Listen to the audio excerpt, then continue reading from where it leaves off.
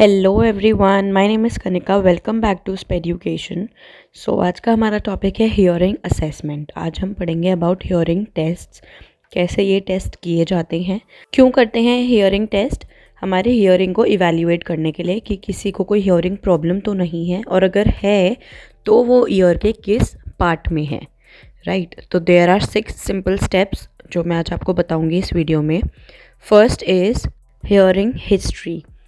एक क्वेश्चनेयर दिया जाएगा आपको, जिससे आपके हियरिंग हेल्थ के बारे में जाना जाएगा कि पास्ट में आपको कोई हियरिंग या फिर स्पीच प्रॉब्लम्स थी या नहीं थी। ऐसे कुछ जनरल क्वेश्चन, कोई इंजरी हुई हो कभी, किसी तरह का कोई एक्सीडेंट या कुछ भी ऐसा जो आपकी हियरिंग को अफेक्ट कर सकता है, ये सब कुछ जाना जाएगा इस क्वेश्चनेयर के थ्रू।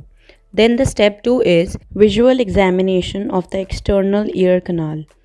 एक्सटर्नल ईयर कनाल जो है आपका टिम्पेनिक मेम्ब्रेन है, ईयर ड्रम, उसको चेक किया जाता है। बेसिकली देखा जाता है कोई ऐसी चीज़ तो नहीं है जैसे कि ईयर वैक्स जो कि आगे आपके टेस्ट में प्रॉब्लम क्रिएट करे।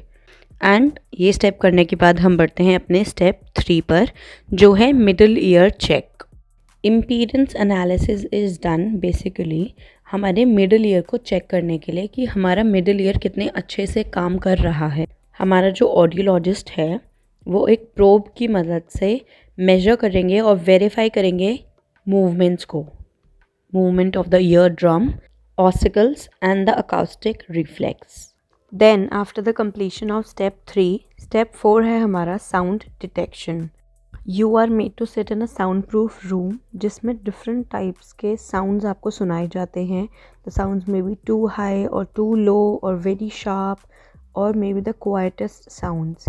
देखा जाता है कि क्या डिफरेंट टाइप्स के साउंड्स आप सुन पाते हो, रिकॉग्नाइज कर पाते हो, क्या वॉल्यूम है जो आपके लिए सूटेबल है। So whenever you are able to hear a sound you are asked to give a signal. इस तरह होता है आपका sound detection. Then the next step 5 is word recognition. इसमें जो आपका ऑडियोलॉजिस्ट है वो आपको डिफरेंट सीरीज ऑफ वर्ड्स सुनाएंगे and you will be asked to repeat those words.